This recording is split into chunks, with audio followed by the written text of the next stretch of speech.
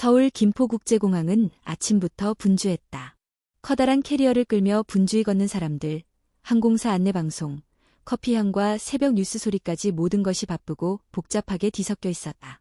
유지원은 그 한가운데 군더더기 하나 없는 진회색 정장을 입고 고급 힐을 신은 채 무표정하게 게이트 앞에 서 있었다. 그녀는 국내 최대 제약회사 중 하나의 마케팅 본부 이사였다. 불과 36세에 그 자리에 오른 입지전적 인물. 그만큼 냉철하고 효율적이며 무엇보다 실수를 용납하지 않았다. 하지만 오늘 그녀는 짜증이 났다. 부산으로 가는 비행편이 기상 문제로 45분 지연되었기 때문이다. 그녀는 손목시계 샤넬의 클래식 라인을 한 번 더 확인하며 속으로 계산했다. 회의는 10시. 도착 후 병원 측과 조율할 시간까지 고려하면 늦을 수 있었다. 드디어 탑승 안내 방송이 울렸고 지원은 퍼스트 클래스 대신 비즈니스석으로 몸을 움직였다. 조용한 좌석, 커피 한 잔, 그리고 회의 자료를 훑는 아침 시간. 그것이 그녀가 기대한 모든 것이었다. 하지만 착석하고 몇 분 지나지 않아 누군가 조심스럽게 그녀 앞에 섰다. 죄송합니다. 제 자리가 3B인데 아마도 여기 같습니다. 지원은 천천히 고개를 들었다. 군복을 입은 남성. 낡은 베레모를 벗은 그는 미소를 지었지만 피곤하고 말라 보이는 눈매였다. 이름표에는 최태현 중위라는 이름이 선명히 적혀 있었다.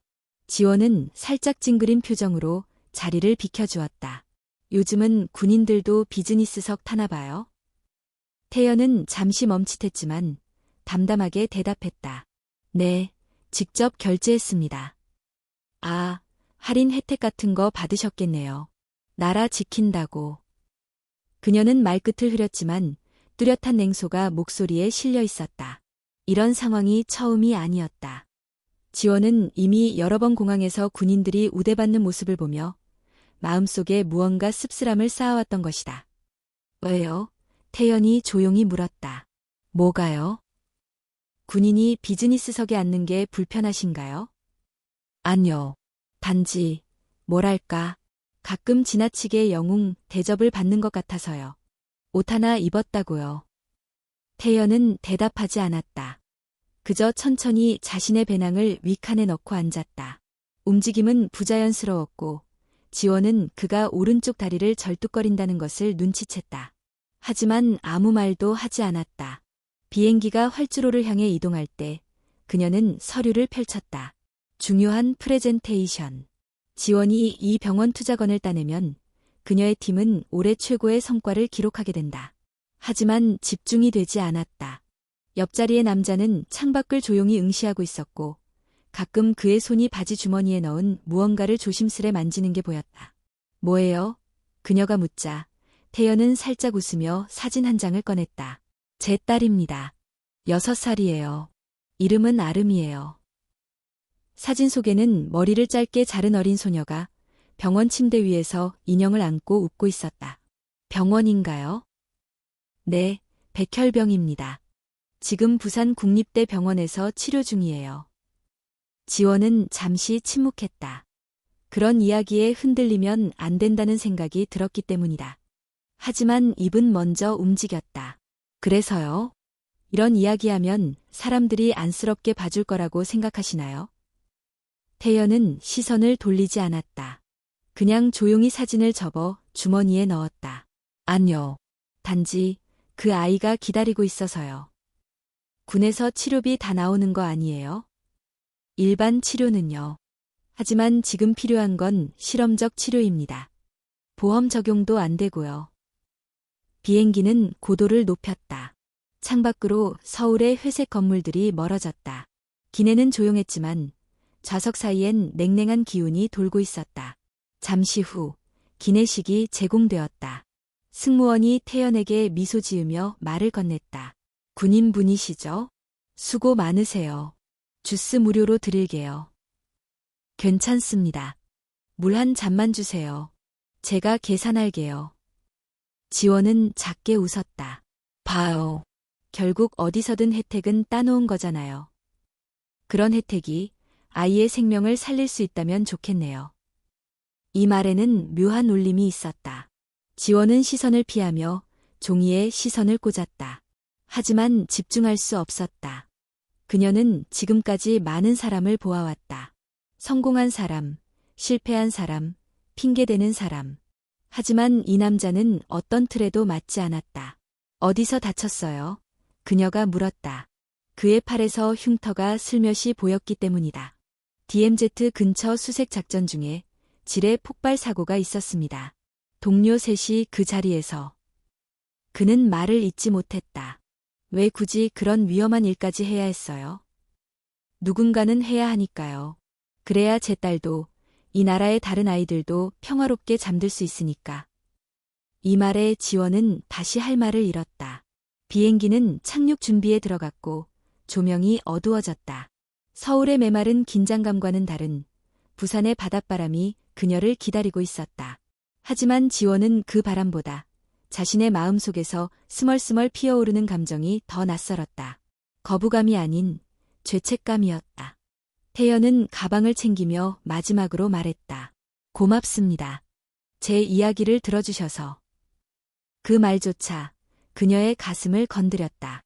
비행기가 부산 김해공항에 착륙했을 때 승객들은 빠르게 좌석 벨트를 풀고 일어섰다. 유지원은 의도적으로 천천히 움직였다. 옆자리에 앉았던 최태영과 함께 걸을 필요가 없도록 하기 위함이었다. 공항 로비로 향하는 길, 그녀는 자신도 모르게 뒤를 돌아보았다. 그는 이미 전화 통화를 하고 있었다. 네, 저 도착했어요. 아직 시간이 좀 남았죠?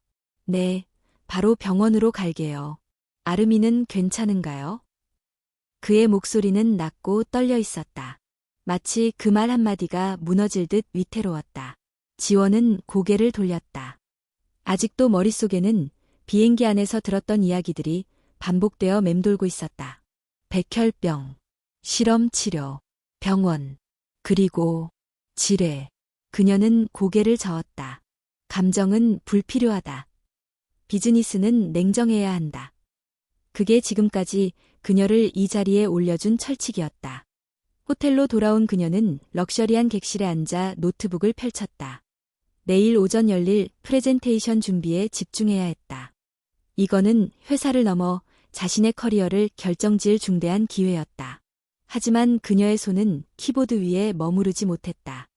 커피 한 잔을 마시며 뉴스 사이트를 스크롤하던 그녀는 한 기사에 시선이 멈췄다. 전방 수색 작전 중 부상을 입은 중이 백혈병 딸의 치료 위해 군 복무 지속. 그녀의 손가락이 멈췄다. 제목을 클릭하자 낯익은 얼굴이 화면에 떠올랐다. 최태현 중위. 사진 속 그는 군복을 입은 채 병원 침대 옆에 앉아 있었다. 그의 옆에는 작은 아이, 아름이가 환한 미소를 지으며 아버지의 손을 꼭 쥐고 있었다. 병색이 완연한 아이였지만 눈빛만큼은 빛나고 있었다. 기사는 그의 군 복무 중 사고, 그리고 현재 겪고 있는 가족의 이야기를 담담히 풀어냈다. 태연은 사건 당시 부상에도 불구하고 동료들을 구출해냈고 이후 전역 권유를 받았지만 의료보험 혜택을 위해 군에 남기로 결정했다고 했다. 그의 딸 아름이는 급성 림프구성 백혈병을 진단받았으며 일반 치료가 듣지 않아 새로운 실험 치료가 절실하다고 했다. 전쟁터에는 전략과 무기가 있었지만 이 싸움엔 오직 사랑과 희망뿐입니다. 기사 속 태연의 말이 그녀의 가슴을 찔렀다. 지원은 무언가에 얻어맞은 듯 자리에서 일어났다. 그녀는 커피잔을 책상 위에 내려놓았고 손이 떨리고 있었다. 난 그 사람한테. 그녀는 입을 다물었다. 방금까지의 자신이 얼마나 무심했는지 냉정했던 한마디 한마디가 어떻게 들렸을지 생각하니 입술이 타들어갔다. 그가 기내에서 아무 말 없이 견디던 이유가 이제야 이해됐다. 그녀는 천천히 마우스를 움직여 기사의 하단을 클릭했다. 후원 페이지 바로 가기. 화면에는 아름이 치료를 위해 개설된 기부 페이지가 열렸다. 후원 목표액은 억 단위였고 현재까지 모인 금액은 그 절반에도 미치지 못했다. 그녀는 카드 정보를 입력했다. 1,000만 원, 송금 완료. 금액은 그녀에게 크지 않았다. 하지만 마음속은 무겁기만 했다. 거기서 끝나지 않았다. 그녀는 바로 회사의 사회공헌팀에 전화를 걸었다. 저 유지원 이사입니다. 긴급하게 검토해야 할 사례가 있습니다. 어린이 백혈병 치료와 관련된 의료비 지원이 가능한지 확인 부탁드립니다. 상대방은 놀라움 속에 라고 되물었지만 그녀는 단호했다. 직접 방문해서 상황을 확인할 예정입니다. 병원은 부산 국립대병원입니다. 관련 팀에게 미리 전달 부탁드립니다. 전화를 끊고 난 뒤 그녀는 거울을 마주보았다. 자신의 얼굴은 어딘가 낯설었다. 몇 시간 전 비행기 안에서 누군가를 비웃고 평가하던 자신과 지금 후원을 고민하고 행동하는 자신은 같은 사람이 맞는가. 그녀는 거울 속에 대답 없는 얼굴을 두고 천천히 고개를 숙였다. 그날 밤 그녀는 제대로 잠들지 못했다. 다음 날 아침 그녀는 병원 앞에 도착했다. 희미하게 내리는 봄비 속 병원 건물은 조용히 웅크리고 있었다. 그녀는 우산을 접고 안으로 들어갔다. 접수대에서 안내를 받아 소아혈액종양과 병동으로 향하던 중 낯익은 목소리가 들려왔다. 죄송합니다. 오늘 처방 약 바뀌는 건가요? 제가 직접 설명드려도 되는데. 목소리의 주인공은 다름 아닌 최태현이었다. 그는 간호사와 이야기를 나누고 있었고 그녀가 가까이 다가가자 천천히 시선을 돌렸다. 그의 눈이 그녀를 인식하는데 몇 초가 걸렸다. 하지만 인식하고 나자 눈빛이 딱딱하게 굳었다. 여긴 어떻게? 그녀는 조용히 숨을 고르며 대답했다. 할 말이 있어서요. 그날 비행기에서 제가 너무 무례했습니다. 그는 아무 말도 하지 않았다. 제가 도울 수 있는 게 있다면 돕고 싶습니다. 진심으로요. 그는 딸의 병실문 앞에서 그녀를 바라보았다. 침묵이 흘렀다. 그 침묵은 짧지 않았다. 그리고 그 침묵 안에서 둘 사이의 거리도 서서히 움직이기 시작했다. 유지원은 병원 복도를 따라 걸으며 낯선 떨림을 느꼈다. 회색 벽, 희미한 조명, 아이들이 그린 그림이 붙어있는 게시판. 그녀는 이런 공간에 익숙하지 않았다. 그녀의 일상은 항상 완벽하게 다듬어진 사무실, 정해진 계획, 효율적인 시간표로 가득 찬 세계였다. 하지만 지금 그녀는 아이들의 작은 발걸음 소리, 간호사의 조용한 발걸음, 그리고 병실 안에서 흘러나오는 숨소리들 속에 서 있었다. 최태현은 그녀를 아름이 병실 앞으로 이끌었다. 문을 열자 병실 안은 의외로 밝고 따뜻했다. 창가 쪽 침대에 누워있는 아이는 얼굴이 창백했지만 눈빛만큼은 선명하고 맑았다. 아빠, 다녀오셨어요? 응, 아름아. 누가 왔는지 알아볼래? 아름이는 고개를 돌렸다. 작은 머리카락이 듬성듬성 나 있었고 옅은 미소를 지은 채로 유지원을 바라보았다. 안녕하세요. 저는 유지원이에요. 아빠랑 비행기에서 만났어요. 아름이는 조심스럽게 고개를 끄덕였다. 예쁘세요. 지원은 당황한 듯 웃음을 지었다. 고마워. 내가 더 예쁜 것 같아. 태연은 딸의 손을 잡으며 말했다. 지원 씨가 너를 도와주려고 해. 치료비 이야기 기억하지? 어려운 부분 함께 고민해 주실 수 있대. 아름이는 조용히 웃었다. 무언가를 정확히 이해한 건 아니지만 사람들의 말 속에서 자신을 생각해주는 마음을 느낄 수 있었던 것이다. 그날 오후 지원은 병원 회의실로 이동했다. 그녀는 미리 준비해온 서류를 꺼내 병원 담당자들과 마주 앉았다. 사회공헌팀의 직원도 서울에서 내려왔다. 이 사례는 기존의 기준을 약간 벗어나긴 합니다. 실험적 치료라 보험 적용이 안 되고 회사 내 기준으로는 위험 부담이 있습니다. 사회공헌팀 과장은 신중한 목소리로 말했다. 그럼에도 불구하고 이번 건은 단순한 후원을 넘어 우리 기업이 환자 중심 치료와 희망을 전달하는 사회적 가치를 보여줄 수 있는 좋은 기회라고 생각합니다. 지원은 한치의 흔들림 없이 발표를 이어갔다. 병원 측의 반응도 긍정적이었다.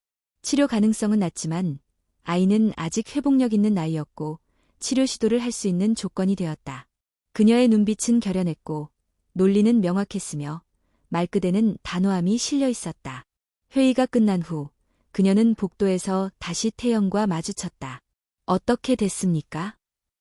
내일 서울 본사에서 최종 결정 납니다. 하지만 거의 확실해요. 잘 될 거예요.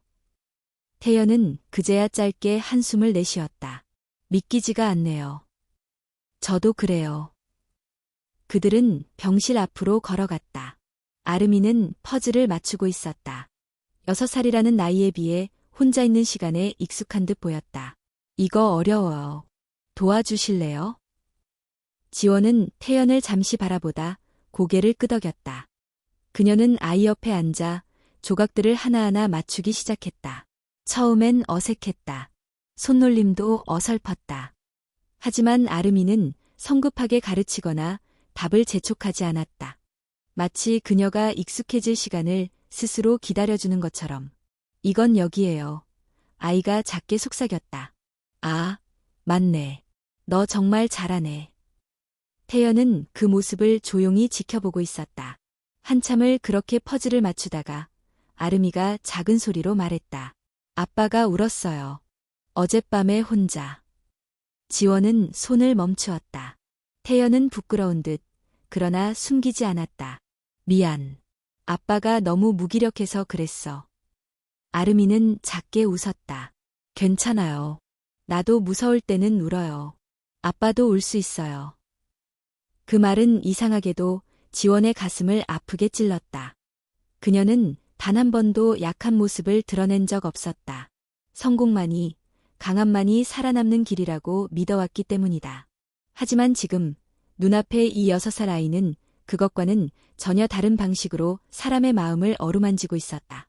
그날 밤 그녀는 병원 근처 숙소에서 다시 서울 본사로 보낼 보고서를 작성했다. 이번에는 숫자보다 사람의 이야기를 중심에 두었다. 데이터를 제시했지만 그 안에는 아름이의 얼굴, 태연의 눈빛, 그리고 퍼즐 조각들이 담겨 있었다. 보고서 마지막 문장은 이랬다. 우리가 줄 수 있는 건 단지 치료 기회가 아니다. 우리는 누군가의 절망 속에 희망을 놓아줄 수 있다. 그게 진짜 제약회사가 존재하는 이유가 아닐까. 보고서를 전송한 뒤 그녀는 창밖을 바라보았다. 병원 건물이 보였다. 어두운 창들 사이로 작은 불빛 하나가 아직 꺼지지 않은 채 깜빡이고 있었다. 아마도 아름이의 병실일 것이다. 그 불빛을 보며 지원은 처음으로 바랐다. 아이가 꼭 나았으면 좋겠다고. 일이 단지 사회공헌 항목 하나로 끝나지 않길 바란다고. 그녀 스스로도 위아할 만큼 진심이었다. 서울 본사 회의실, 아침 9시 정각. 회의실 안에는 회사의 고위 임원들과 사회공헌팀, 의료사업부, 마케팅 담당자가 나란히 앉아 있었다. 회의는 단조롭게 시작되었지만 유지원의 발표 순서가 되자 모두의 시선이 집중되었다. 지원은 노트북을 열지 않았다. 그녀는 오직 프린트된 한 장의 사진만을 테이블에 올려두었다. 최태영과 그의 딸 아름이가 함께 웃고 있는 사진. 병원 침대 위, 창밖 햇살이 비치던 순간의 사진이었다. 우리가 논의할 이 사례는 단순한 후원 요청이 아닙니다. 이건 우리가 존재하는 이유에 대한 질문입니다. 회의실이 조용해졌다. 아름이는 6살입니다. 백혈병 진단을 받고 일반 치료로는 회복 가능성이 낮습니다. 현재로선 실험적 치료 외에는 희망이 없습니다. 한 임원이 질문했다. 하지만 그 치료는 성공률이 낮고 임상 데이터도 부족한 것으로 알고 있습니다. 지원은 고개를 끄덕였다. 맞습니다. 하지만 그건 평균적인 수치입니다. 우리는 늘 가능성이라는 말 속에 갇혀 있지만 어떤 생명은 숫자보다 큰 의미를 가집니다. 또 다른 임원이 말을 이었다. 이후 미디어 노출 가능성이나 회사 이미지에 미치는 영향은 검토하셨습니까? 지원은 침착하게 답했다. 그것이 이 사례의 본질이 아니라고 생각합니다. 우리가 누군가에게 단 하나의 희망이 될 수 있다면 그것은 수치 이상의 가치입니다. 순간의 정적. 그 정적 속에서 사람들의 눈빛이 조금씩 흔들렸다. 마지막으로 사회공헌 팀장이 조용히 말했다. 저는 유지원 이사가 이 문제에 개인적으로 깊이 관여하고 있다는 점도 고려해야 한다고 생각합니다. 그녀는 이번 후원이 단순한 책임 이상의 의미를 가진다고 말했습니다. 결정은 바로 그 자리에서 내려졌다. 후원 승인. 병원 측과 협의하여 전액 지원하겠습니다. 회의가 끝난 후 지원은 잠시 혼자 회의실에 남았다. 손에 들고 있던 사진을 조심스레 접었다. 자신의 커리어 동안 수많은 계약서와 제안서를 다뤄왔지만 이렇게 가슴이 뛰는 결정은 처음이었다. 같은 시각 부산의 병원에서는 최태연이 아름이 옆에서 조용히 책을 읽고 있었다. 전화를 받고 병실을 나선 그는 잠시 동안 말을 잇지 못했다. 정말 전액 지원이 확정됐다고요? 지원의 목소리는 차분했지만 따뜻했다. 네, 오늘 아침에 본사에서 최종 결정이 났어요. 곧 공식 문서도 병원으로 전달될 거예요. 태연은 병원 복도 창가에 기대어 하늘을 바라보았다. 목이 메었지만 억지로 웃음을 지으며 말했다. 감사합니다. 정말 감사합니다. 그는 더 말할 수 없었다. 그의 목소리는 떨렸고 눈가는 이미 붉어져 있었다. 이건 저 혼자 감사할 일이 아니에요. 지원은 전화를 끊고 조용히 자신의 책상 앞에 앉았다. 그녀의 주변은 고요했지만 마음속엔 작은 물결이 일렁이고 있었다. 며칠 뒤 지원은 다시 부산으로 내려갔다. 병원 복도에서 태연과 마주쳤을 때 그는 그녀를 똑바로 바라보았다. 회사에서 공식 서류도 도착했고 치료 일정도 곧 시작된다고 들었습니다. 지원은 미소 지었다. 이제 시작이에요. 아직 갈 길은 멀어요. 태연은 잠시 그녀를 바라보다 말했다. 처음 비행기에서 봤을 때 저는 당신이 이렇게까지 행동할 사람이라고 전혀 생각하지 못했습니다. 지원은 쓴웃음을 지었다. 저도 몰랐어요. 제 자신이 그럴 수 있을 거라고. 그녀는 병실로 들어가 아름이에게 다가갔다. 아이는 반가운 듯 활짝 웃으며 손을 흔들었다. 지원 이모. 이모? 지원은 놀란 듯 물었다. 아빠가 그랬어요. 이모는 우리 가족 도와주는 착한 사람이라고. 그녀는 잠시 말을 잇지 못했다. 그리고 천천히 아름이의 손을 잡았다. 그래. 나도 내 가족이 되어주고 싶어. 그날 밤 병원 옥상에서 바람을 맞으며 태연과 지원은 나란히 앉아 있었다. 병원 아래로 보이는 도시의 불빛이 반짝였고 별은 드문드문 빛나고 있었다. 지금까지 저는 성공만이 전부라고 믿었어요. 효율, 경쟁, 결과. 그게 전부였죠. 태연은 조용히 고개를 끄덕였다. 저도 예전엔 명예, 충성, 책임만 생각했어요. 전쟁터에서도요. 하지만 아름이를 보면서 그런 게 전부가 아니란 걸 알게 됐죠. 지원은 고개를 들었다. 바람에 머리카락이 흩날렸다. 이번 일이 끝나고 나면 제 삶도 달라질 것 같아요. 태연은 그녀를 바라보았다. 이미 달라지고 있는 것 같네요. 두 사람은 말없이 도시의 불빛을 바라보았다. 그리고 그 불빛 속에 어쩌면 그들 각자의 상처와 변화, 그리고 시작되지 않은 이야기가 희미하게 어른거리고 있었다. 아름이의 치료가 시작된 첫날, 병원 전체가 조심스러운 긴장감에 쌓였다. 실험적 치료인 만큼 예상할 수 없는 부작용이 따를 수 있었고, 병원 측은 세심하게 일정을 관리하고 있었다. 태연은 아침 일찍부터 아이의 곁을 지켰고, 유지원 역시 치료 과정을 지켜보기 위해 병원을 찾았다. 그녀는 흰 셔츠에 단정한 바지를 입고 있었지만 그 모습은 더 이상 차가운 커리어 우먼이 아닌 누군가의 가족처럼 따뜻하고 조용했다. 병실 문을 열자 아름이는 누운 채로 창밖을 바라보고 있었다. 이모, 오셨어요? 지원은 다가가 아이의 손을 살짝 잡았다. 응, 첫 치료 시작한다며. 긴장되지 않아? 아름이는 작게 고개를 저었다.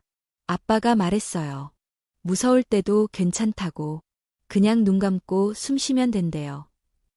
지원은 그 말에 가슴 한켠이 저릿해졌다. 6살짜리 아이의 말치곤 너무 어른스럽게 느껴졌다.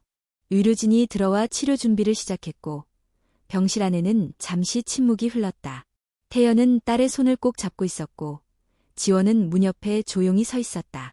약물이 주입되기 시작하자 아름이의 얼굴이 조금씩 창백해졌고 눈꺼풀이 서서히 감겼다. 모든 과정이 끝났을 때 아이는 깊은 잠에 빠져 있었다. 이제 첫 고비는 넘겼습니다. 앞으로 몇 주간은 매일 상태를 면밀히 관찰해야 합니다. 의사는 간결하게 설명하고 병실을 나섰다. 지원은 조용히 태연 옆에 앉았다. 두 사람은 한동안 말없이 아이를 바라봤다. 이렇게 작은 존재가 이렇게 큰 싸움을 해야 한다는 게 믿기지 않아요. 지원이 말했다. 태연은 고개를 끄덕였다. 전쟁터에 있을 때는 모든 고통이 논리적이었어요. 이유가 있었고, 명령이 있었고, 끝이 있었죠. 하지만 여긴 그냥 하루하루를 견디는 것뿐이에요. 지원은 그 말이 마음속 깊은 곳에 와 닿았다. 그녀도 늘 계획, 목표, 성과 속에서 살아왔다. 하지만 지금 이 공간에는 아무런 기준도 없었다. 오직 마음만이 존재했다. 며칠이 흐르면서 지원은 병원에 머무는 시간이 점점 길어졌다. 처음엔 회의 보고를 위해, 이후엔 의료진과의 소통을 위해, 그리고 결국 아름이와 태연과 함께 있는 시간이 좋아서. 아름이는 치료에 지쳐 잠든 시간이 많았지만 깨어있을 땐 항상 무언가를 그리고 있었다. 크레용으로 그린 작은 그림들. 병원벽 한편에는 아름이의 그림들이 하나씩 붙기 시작했고 그 위에는 작은 글씨로 적힌 이름이 있었다. 아름의 꿈. 그림 중 하나엔 세 사람이 그려져 있었다. 긴 머리를 한 여자가 손을 잡고 있고 옆에는 아빠, 그리고 자신이 있었다. 지원은 그 그림을 보고 한참을 멍하니 서 있었다. 아이들은 마음을 말보다 먼저 그려요. 태현의 목소리가 들려왔다. 그림 속의 여자는 당신이죠. 지원은 말없이 고개를 떨궜다. 전에는 제가 누군가의 그림 속에 들어가 본 적 없어요. 이상하네요. 이런 감정. 이상할 것 없어요. 당신은 우리에게 정말 많은 걸 해줬으니까요. 그날 밤 병원 옥상에서 두 사람은 다시 마주 앉았다. 불빛이 은은하게 도시를 감싸고 있었고 바람은 서늘했지만 기분 나쁘지 않았다. 서울로 돌아가지 않으세요? 태연이 물었다. 아직요. 일도 병원 측 협조가 필요하고 아직 확인할 것도 많고 그리고 지원은 잠시 뜸을 들이다 말했다. 여기 있는 게 좋아서요. 태연은 놀란 듯 그녀를 바라봤다. 그런 말 아무한테나 하지 않으시겠죠. 당연하죠. 둘 사이에 흐르는 공기는 전과 달랐다. 차갑지도 어색하지도 않았다. 서로를 조금은 이해하고 조금은 가까워졌다는 묵묵한 인정. 그 순간 지원의 전화가 울렸다. 그녀는 잠시 자리를 피했다가 돌아왔고 얼굴이 굳어 있었다. 무슨 일이죠? 태연이 물었다. 서울 본사 쪽에서 연락이 왔어요. 일부 언론이 후원권에 관심을 가지기 시작했대요. 제 이름도 기사에 언급될 수 있다고. 좋은 일 아닌가요? 관심이 많으면 후원도 더 늘고. 그게 단순한 관심이 아니라 제가 사적인 감정으로 회사 돈을 썼다는 식의 오해를 할 수도 있대요. 내부 감사를 받을 수도 있고. 태연은 조용히 말했다. 그럼 일이 당신에게 불이익이 될 수도 있다는 건가요? 그럴 수도 있어요. 아직 확정된 건 아니지만. 한참을 말없이 서 있던 태연이 갑자기 말했다. 그럼 그만두세요. 더 엮이지 마세요. 지원은 놀라서 그를 바라보았다. 무슨 말씀이세요? 당신이 희생하면서까지 일을 할 필요는 없어요. 이미 충분히 도와주셨어요. 지원은 잠시 침묵했다. 그런 말은 처음이었다. 이제껏 누군가가 그녀에게 멈춰도 된다고 말한 적이 없었다. 하지만 나도 이젠 이 일이 중요해졌어요. 누굴 위해서가 아니라 나 자신을 위해서. 태연은 그녀를 바라보다 고개를 끄덕였다. 그 말에는 흔들림이 없었다. 그날 밤 두 사람은 다시 병실로 내려갔다. 아름이는 곤히 잠들어 있었고 벽에는 새로운 그림이 하나 붙어 있었다. 세 사람의 모습, 그 위에 작은 글씨. 우리 가족이 행복해졌으면 좋겠어요. 지원은 그 그림을 보며 속으로 생각했다. 이건 아름이만의 바람이 아니라 어쩌면 그녀 자신이 처음으로 갖게 된 진짜 소원일지도 모른다고. 서울 본사에서 온 전화는 하루 이틀 사이에 몇 통 더 이어졌다. 처음엔 단순한 우려였지만 곧 정식 감사 예고 통보로 이어졌다. 사회공헌팀과 재무부가 후원 결정 과정과 예산 사용 내역을 점검하겠다고 나섰고 내부 이메일에는 은근한 압박이 스며들기 시작했다. 유지원은 병원에 머무는 시간을 줄여야 했다. 아침 일찍 서울로 올라가야 했고 효의와 문서 대응, 언론대책 회의를 소화하면서도 매일 저녁엔 다시 부산으로 내려왔다. 그런 일정은 그녀를 지치게 했지만 포기할 수는 없었다. 사적인 감정으로 기업 자산을 집행한 게 아니라고 해명하겠습니다. 문서화된 기록과 치료 계획, 병원 협조 자료도 다 확보돼 있습니다. 그녀는 본사 임원진 앞에서 침착하게 말했다. 하지만 회의실 안의 분위기는 냉담했다. 유 이사, 본인의 헌신과 진정성은 우리가 의심하는 게 아닙니다. 문제는 언론과 주주들이 어떻게 받아들일 것인가입니다. 감정은 논리의 방어가 되지 않아요. 그 말에 그녀는 무표정한 얼굴을 유지하려 했었다. 예전 같았으면 자존심에 상처 입고 되받아쳤겠지만 지금은 달랐다. 일은 자존심의 문제가 아니었다. 회의가 끝나고 사회공헌 팀장인 김 부장은 조용히 그녀를 불러세웠다. 지원 씨, 조심하시오. 당신이 중심에 있다는 건 누구보다도 잘 알아. 하지만 회사는 냉정하오. 감동적인 사연도 결국 비용으로 환산되오. 그 말이 어쩐지 가슴 한가운데 꽂혔다. 그날 밤 그녀는 평소보다 늦게 병원에 도착했다. 병실에 들어서자 아름이는 이미 잠들어 있었고 최태연은 창가에 기대어 있었다. 늦었네요. 그의 목소리는 조용했지만 단단했다. 본사에서 일정이 길어졌어요. 감사 들어오기로 했고 언론도 움직이고 있어요. 그러니까 그만두라고 했잖아요. 태연은 돌아서며 말했다. 아직도 그 말을 하나요? 이건 제 딸의 일이에요. 제가 책임져야 할 몫이죠. 당신이 다 짊어질 이유는 없어요. 아니요. 이건 저도 선택한 일이에요. 당신은 왜 자꾸 저를 이 일 밖으로 밀어내려 하죠? 당신이 다칠까 봐요. 태연의 말은 짧았지만 그의 눈은 흔들리고 있었다. 저는 이미 상처투성이인 사람입니다. 다친다고 무너질 사람 아니에요. 오히려 이 아이가, 아름이가 저를 다시 일으켜 세우고 있어요. 두 사람 사이에 무거운 침묵이 흘렀다. 그 침묵을 깨운 건 작은 목소리였다. 아빠, 이모, 싸우지 마요. 아름이가 눈을 뜨고 조용히 말했다. 그녀의 얼굴엔 열기가 가득했고 입술은 바짝 말라 있었다. 태연은 곧장 아이 곁으로 달려갔다. 미안해, 아름아. 이모랑 이야기하는 중이었어. 이야기는 조용히 하는 거예요. 그 말에 지원은 미소를 지었고 태연도 쓴웃음을 지었다. 다음 날 지원은 회사로부터 공식 서면 경고장을 받았다. 규정 외 집행행위, 절차상 검토 부족, 사적 관계 개입 의심이라는 문구들이 줄줄이 적혀 있었다. 그녀는 한참을 종이를 바라보다가 조용히 봉투에 넣었다. 그리고 사직서 양식을 출력했다. 하지만 그날 오후 그녀는 예상하지 못한 손님을 맞이하게 되었다. 유 이사님, 사회복지공단에서 연락이 왔습니다. 최태연 씨와 관련한 공적 후원 검토 요청이 들어왔습니다. 재무팀 과장이 찾아와 말했다.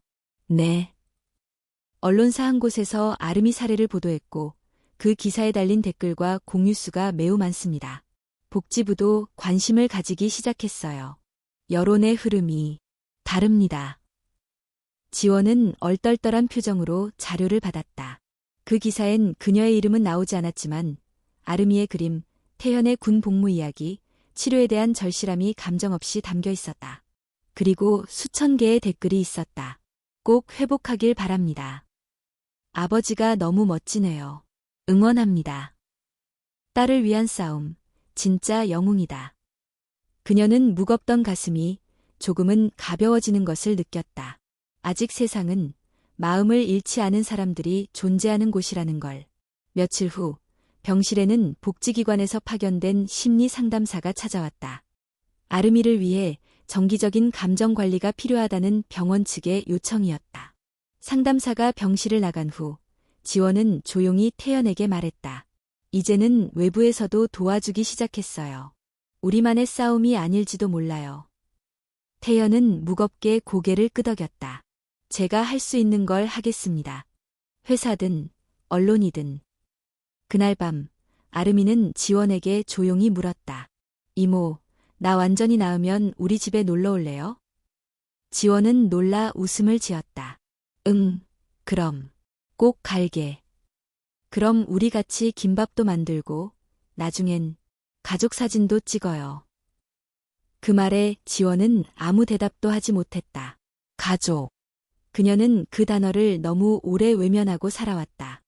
태연은 그 모습을 바라보며 조용히 말했다. 아름이가 이모를 가족처럼 생각하는 건 자연스러운 일이에요. 당신이 그렇게 해주었으니까. 지원은 천천히 고개를 끄덕였다. 저도 그 아이를 가족처럼 생각하게 됐어요. 그녀의 말은 조용했지만 깊었다. 그리고 어쩌면 그 말은 자신에게 처음으로 건넨 진심이었을지도 모른다. 서울에서 돌아온 날, 유지원은 부산병원으로 직행했다. 고단한 얼굴을 하고 있었지만 병실 문 앞에 도착했을 때는 늘 그렇듯 깊은 숨을 한번 들이신 뒤 웃는 얼굴로 들어섰다. 그러나 병실의 분위기는 평소와 달랐다. 아름이는 침대에 누운 채 산소 마스크를 쓰고 있었고, 옆에는 최태연이 의료진과 심각하게 이야기를 나누고 있었다. 그녀는 한 걸음에 다가갔다. 무슨 일이에요? 태연은 깊은 눈빛으로 그녀를 바라보며 낮은 목소리로 말했다. 감염 증세가 생겼어요. 면역이 약해진 상태에서 감기 바이러스가 폐로 번졌다고 해요. 지원의 얼굴이 창백해졌다. 아직도 눈이 반쯤 감긴 아름이를 바라보며 그녀는 입술을 깨물었다. 지금 위험한 상태인가요? 당장은 아니지만 잘못되면 급성 폐렴으로 진행될 수 있다고 합니다. 그녀는 조용히 아름이의 손을 잡았다. 손끝은 놀라울 정도로 차가웠다. 이 아이는 이겨낼 거예요. 그녀가 말했다. 태연은 그녀의 말에 아무 대답도 하지 않았지만 그 말 속에 실린 확신은 분명 위안이 되었다. 그날 밤 서울의 여러 언론사에서 동시에 기사들이 쏟아졌다. 한 제약회사 이사의 눈물 나는 후원 이야기, 한 병상 위의 어린 천사, 그리고 그녀의 보호자들 같은 제목들이 실시간으로 온라인을 달구고 있었다. 지원의 이름은 기사 속에 명시되지 않았지만 몇몇 기자들은 이미 그녀가 누구인지 알아내려 시도하고 있었다. SNS에는 병원의 모습, 아름이의 그림, 그리고 태연의 군복 입은 사진이 공유되고 있었다. 회사에서도 움직임이 있었다. 다음 날 오전, 본사로부터 비상이사회 소집 통보가 왔다. 지원 씨, 지금은 조용히 빠지는 게 최선일지도 몰라요. 김 부장이 조심스럽게 말했다. 빠지는 건 쉬워요. 하지만 그럼 이 아이는요? 치료비는 여전히 모자라고 약은 시기를 놓치면 소용이 없어요. 우리는 기업입니다. 감정으로 움직이면 회사 전체가 흔들릴 수 있어요. 그녀는 더 이상 말하지 않았다. 자신이 원하는 것이 무엇인지, 그리고 무엇을 감수할 수 있는지를 알고 있었다. 그날 오후, 그녀는 자발적으로 기자회견을 열었다. 소속 회사의 로고가 찍힌 배경 앞에서 마이크를 잡은 그녀는 단정한 정장을 입고 있었지만 눈빛은 더 이상 냉철한 임원이 아니었다. 이 자리를 빌어 말씀드립니다. 저는 한 아이와 그 아버지를 돕고자 결정한 모든 행위에 책임을 질 준비가 되어 있습니다. 회사의 예산은 정당한 절차를 거쳐 사용되었고 환자의 치료 효과는 현재 진행 중이며 긍정적인 반응을 보이고 있습니다. 하지만 무엇보다 중요한 건 이 아이의 삶이 걸린 문제라는 것입니다. 그녀의 말은 짧았지만 강력했다. 기자들은 질문을 쏟아냈지만 그녀는 단 한마디만 덧붙였다. 누군가를 살릴 수 있는 기회가 있다면 저는 다시 같은 선택을 할 것입니다. 회견 후 반응은 엇갈렸다. 일부는 그녀의 진정성을 높이 평가했지만 일부는 기업 이미지 마케팅이라며 비판했다. 병원으로 돌아온 그녀는 지쳐 있었지만 아름이의 미소를 보자 모든 피로가 씻기는 듯했다. 이모, 오늘 텔레비전에 나왔어요. 아름이는 힘겹게 말하며 작은 손으로 그녀의 손을 꼭 잡았다. 봤구나. 부끄러워서 혼났어. 아니에요. 이모는 멋있었어요. 아빠도 그랬어요. 이모가 진짜 용감하다고. 지원은 미소 지었지만 눈가가 붉어졌다. 그날 밤 태연과 둘만 남은 병실에서 두 사람은 창밖을 바라보았다. 조용한 병동에 바람 소리만 스쳤다. 당신의 말이 기사보다 더 울림이 컸습니다. 태연이 조용히 말했다. 말보다 중요한 건 행동이죠. 하지만 그녀는 말을 멈췄다. 그리고 다시 태연을 바라봤다. 당신이 말한 것처럼 저도 처음엔 이 일이 끝나면 떠날 생각이었어요. 하지만 지금은 모르겠어요. 자꾸 여기에 머무르고 싶다는 생각이 들어요. 태연은 그녀를 똑바로 바라보았다. 당신이 여기에 머물든 떠나든 한 가지는 분명합니다. 뭔데요? 당신은 이미 우리 삶 속에 들어와 버렸어요. 아름이에게도 나에게도. 그 말에 그녀는 조용히 웃었다. 그럼 책임져야겠네요. 둘 다. 그들의 대화는 짧았지만 그것은 약속이었다. 언젠가 구체적인 형태를 갖출 약속. 병실 안의 조명은 어두워졌고 아름이는 조용히 숨을 고르고 있었다. 그녀의 곁에는 이제 진심으로 서로를 믿기 시작한 두 어른이 있었다. 다음 날 아침, 병실은 평소보다 조용했다. 간호사들이 빠른 걸음으로 움직였고 의료기기의 알림음이 자주 들렸다. 유지원이 병실에 도착했을 때 의료진이 막 아름이를 소아중환자실로 이송하던 순간이었다. 무슨 일이에요? 그녀가 간호사에게 물었다. 새벽 사이에 열이 40도까지 올랐어요. 폐렴이 진행되면서 호흡이 불안정해졌습니다. 지금 집중 치료가 필요해요. 말이 끝나기도 전에 그녀는 뒤따라 병실을 나섰다. 복도를 따라 움직이는 의료팀의 뒤를 조용히 따르며 마음속은 복잡한 감정으로 뒤엉켰다. 태연은 이미 중환자실 앞에서 기다리고 있었다. 그의 얼굴은 창백했고 눈가엔 밤새 뜬 눈의 흔적이 그대로 남아있었다. 아름이는 지금 어떻습니까? 유지원이 조용히 물었다. 의식은 있지만 산소 포화도가 너무 낮아요. 인공호흡기를 달기로 했답니다. 태연은 눈을 감았다가 뜨며 말했다. 그 순간 그의 얼굴에는 절망과 두려움이 교차했다. 강한 군인, 책임감 있는 아버지의 모습 아래 그는 단지 아이 하나를 살리고 싶은 한 사람일 뿐이었다. 잠시 뒤 중환자실 유리창 너머로 아름이의 작은 몸이 보였다. 기계에 연결된 선들과 마스크가 덮은 얼굴은 낯설고 아팠다. 유지원은 차마 눈을 떼지 못했다. 내가 뭘 더 할 수 있을까? 그녀는 혼잣말처럼 중얼거렸다. 그날 오후 본사에서 긴급 통화가 걸려왔다. 사회공헌 팀장 김 부장의 목소리는 전보다 훨씬 딱딱했다. 유 이사, 이사회가 결론을 내렸습니다. 다음 주 월요일부로 직위 해제입니다. 한참 말이 없던 유지원이 입을 열었다. 이 일은 후회하지 않습니다. 그건 개인적인 감정이고 우리는 기업이라는 걸 잊지 말아주십시오. 기업도 결국 사람으로 이루어진 조직입니다. 그리고 저는 그 조직이 세상을 바꾸는 데 참여할 수 있다고 믿었습니다. 통화는 그 말로 끝이 났다. 수화기를 내려놓으며 그녀는 스스로에게 다짐했다. 이 일이 끝이라고 느껴도 이 길이 틀렸다고 생각하지는 않겠다고. 중환자실 박 의자에 앉은 그녀의 곁에 태연이 조용히 다가왔다. 회사에서 무슨 일 있었습니까?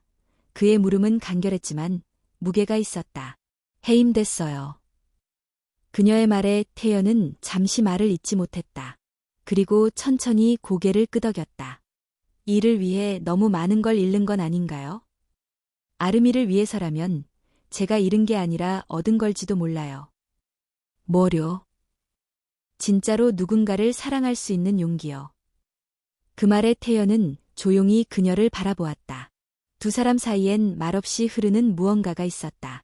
그것은 동정도, 책임감도 아닌 더 깊고 단단한 감정이었다. 며칠 후 아름이의 상태는 서서히 안정되기 시작했다. 고열은 내려갔고 산소 포화도도 조금씩 회복세를 보였다. 인공호흡기에서 벗어난 날 의료진은 희망적인 소식을 전했다. 아직 조심해야 하지만 고비는 넘겼습니다. 유지원과 최태연은 서로를 바라봤다. 작은 숨결 하나에 하루하루 마음 졸였던 시간들이 머릿속을 스쳐 지나갔다. 병실로 돌아온 아름이는 아직 말이 없었지만 눈빛은 그 어느 때보다 따뜻했다. 그녀는 두 사람을 번갈아 바라보다가 천천히 입을 열었다. 이모, 아빠, 나 이제 괜찮아질 수 있어요? 유지원은 눈물을 참으며 고개를 끄덕였다. 그래, 꼭 괜찮아질 거야. 그날 밤 병원 옥상에서 두 사람은 다시 만났다. 밤하늘엔 별이 드물게 빛났고 도시의 불빛이 병원 건물을 어슴풀에 비추고 있었다. 지원을 처음 봤을 때 나는 당신이 차가운 사람이라고 생각했어요. 태연이 말했다. 나도 내가 그런 사람인 줄 알았어요. 그녀가 웃으며 대답했다. 그런데 지금은 이렇게까지 당신이 우리 삶에 들어올 거라고는 상상도 못했습니다. 저도요. 하지만 이제는 후회하지 않아요. 이 선택이 내 인생을 바꿔줬으니까요. 그녀는 조용히 말을 이었다. 태연 씨, 제가 직장을 잃은 건 중요하지 않아요. 하지만 당신과 아름이를 잃는 건 상상할 수 없어요. 태연은 조용히 그녀의 손을 잡았다. 그럼 우리 서로를 놓지 않기로 약속할까요? 그녀는 잠시 말이 없었다가 조용히 고개를 끄덕였다. 약속해요. 아름이는 중환자실에서 일반 병실로 옮긴 지 일주일이 지났다. 이제 더 이상 산소 마스크도 필요 없었고 식사도 스스로 조금씩 먹기 시작했다. 체력은 여전히 약했지만 얼굴빛은 놀랄 만큼 생기를 되찾았다. 그날 아침 유지원은 병실 문을 열자마자 아이의 목소리를 들을 수 있었다. 아빠, 오늘은 그림 그려도 돼요? 물론이지. 무엇을 그리고 싶어? 우리 세 사람. 병실 말고 바닷가에서. 태연은 웃으며 작은 크레용 상자를 꺼내 아이에게 건넸다. 지원도 그 광경을 보며 웃었다. 이모도 같이 그릴래요? 아름이가 고개를 내밀며 물었다. 당연하지. 오늘은 내가 햇살 그릴게. 세 사람은 작은 테이블에 둘러앉아 그림을 그리기 시작했다. 바닷가, 모래성, 날아다니는 갈매기. 아이의 상상 속 세계는 어느새 현실처럼 따뜻하고 평화로웠다. 그날 오후 병원장과 주치의가 병실을 방문했다. 그들의 표정은 오랜만에 부드러웠다. 이제 아름이의 치료는 안정기에 들어섰습니다. 앞으로는 외래 통원 치료로 전환할 수 있을 것 같습니다. 태연과 지원은 동시에 안도의 숨을 내쉬었다. 단, 면역이 아직 완전히 회복된 건 아니기 때문에 최소 6개월간은 특별히 조심해야 합니다. 감염 위험이 높은 공간은 피하고 영양과 휴식에도 각별히 신경 써야 합니다. 지원은 곧바로 의료진에게 계획서를 요청했다. 식단, 약 복용 시간, 면역관리 프로토콜까지 모두 철저히 준비하고 싶었다. 이제 서울로 돌아갈 생각 있으세요? 태연이 조용히 물었다. 지원은 고개를 저었다. 이제는 이곳이 내 자리예요. 직장을 잃었는데도요? 내가 누구인지를 찾았는데 그걸로 충분해요. 며칠 후 부산의 한 중소제약회사에서 연락이 왔다. 유지원의 이름을 듣고 연락을 했다는 대표는 그녀의 결정과 용기에 깊은 감동을 받았다고 말했다. 그들은 지금 새로운 백신 연구를 위한 전략팀을 꾸리고 있었고 그녀에게 함께하자고 제안했다. 저는 아직 시간을 조금 더 갖고 싶습니다. 가족과 함께 머무는 시간이 필요해서요. 그녀는 그렇게 대답했다. 가족이라는 단어를 입 밖에 낸 것은 처음이었지만 그 말은 더 이상 낯설지 않았다. 아름이의 상태가 호전되면서 그녀는 병원 근처에 작은 월세방을 얻었다. 더 이상 호텔이나 병원 대기실에서 지낼 필요는 없었다. 매일 아침 직접 도시락을 준비해 병원으로 가져가고 저녁엔 함께 그림책을 읽거나 음악을 들으며 하루를 마무리했다. 하루는 병실에서 작은 파티가 열렸다. 간호사들이 깜짝 생일 케이크를 준비했고 병실 복도에는 풍선과 작은 현수막이 걸렸다. 축하해요, 아름이. 지원은 직접 만든 꽃팔찌를 아이의 손목에 걸어주며 말했다. 오늘은 내가 이겨낸 날이야. 생일보다 더 특별한 날이지. 아름이는 눈을 반짝이며 되물었다. 그럼 오늘부터는 두 번째 생일이 생긴 거예요? 태연이 웃으며 대답했다. 그래, 오늘은 너의 용기의 생일이야. 그날 밤, 지원과 태연은 병원 근처 공원을 산책했다. 가로등 불빛 아래 그들은 천천히 걸으며 말없이 서로의 기척을 느꼈다. 지금 이 순간이 너무 조용해서 무서워요. 지원이 말했다. 에요. 이런 평온함은 늘 폭풍 전야 같아서. 이번엔 달라요. 폭풍이 지나간 후의 평온함이에요. 그리고 우리에겐 지켜야 할 게 생겼잖아요. 그는 조심스럽게 그녀의 손을 잡았다. 이번에는 그녀도 망설이지 않고 손을 꼭 잡았다. 며칠 뒤 방송국에서 연락이 왔다. 사회 이슈 다큐멘터리 프로그램에서 이들의 이야기를 취재하고 싶다고 했다. 처음엔 거절하려 했지만 태연이 조용히 말했다. 이야기를 세상에 전하자. 그래야 더 많은 아이들이 희망을 가질 수 있어. 지원은 한참 고민한 끝에 고개를 끄덕였다. 촬영은 병원 근처 공원에서 이루어졌다. 제작진은 최대한 아이의 컨디션을 배려하며 진행했고, 인터뷰는 짧고 진심 어린 이야기 위주로 구성됐다. 방송이 나간 날 밤, 전국 수많은 시청자들이 감동의 메시지를 남겼다. 이름 모를 후원자들이 나타났고, 병원에는 꽃과 카드들이 쏟아졌다. 그리고 다음 날, 한 통의 전화가 걸려왔다. 서울의 한 대형 제약회사 대표였다. 그는 유지원에게 새 프로젝트의 리더로 참여해달라고 제안했다. 사회적 의약품 보급과 관련된 사업이었다. 기존과는 완전히 다른 방향이에요. 수익보다 가치를 중심으로 움직이는 팀을 만들고 싶습니다. 당신과 함께요. 지원은 전화를 끊고 오래 생각에 잠겼다. 이제 선택은 그녀의 몫이었다. 과거의 커리어로 돌아갈 수도 있었고, 전혀 다른 길을 걸을 수도 있었다. 하지만 하나는 확실했다. 그녀는 더 이상 혼자가 아니었다. 봄이 깊어가는 어느 날, 아르미는 병원 옥상 정원에 앉아 바람을 맞고 있었다. 그녀는 턱을 괴고 하늘을 올려다보다가 마침내 꽃이 만개한 벚나무를 손가락으로 가리켰다. 이모, 저 꽃이 나 같아요. 유지원이 고개를 돌려 물었다. 왜 그렇게 생각해? 겨울엔 앙상했는데 봄이 되니까 다시 피었잖아요. 나도 병원에 처음 왔을 땐 앙상했는데 지금은 다시 웃을 수 있어요. 그 말에 태연은 조용히 눈을 감았다. 너무 어른스러운 말이었다. 그 작은 입에서 나온 말이 그의 마음 깊숙한 곳을 흔들었다. 그날 저녁, 유지원은 공원에서 태연과 다시 마주 앉았다. 그녀는 태블릿을 열고 계약서를 보여줬다. 서울에서 제안받은 프로젝트, 드디어 정식 오퍼가 왔어요. 의약품의 공정 배급과 관련된 모델 구축. 내 평생 하고 싶던 일이에요. 그럼 돌아가야겠네요. 태연이 조용히 말했다. 그럴 수도 있죠. 그런데 한 가지 조건을 달았어요. 어떤 조건이요? 내가 서울이 아닌 부산에서도 원격으로 일할 수 있도록요. 태연은 놀란 듯 그녀를 바라보았다. 왜요?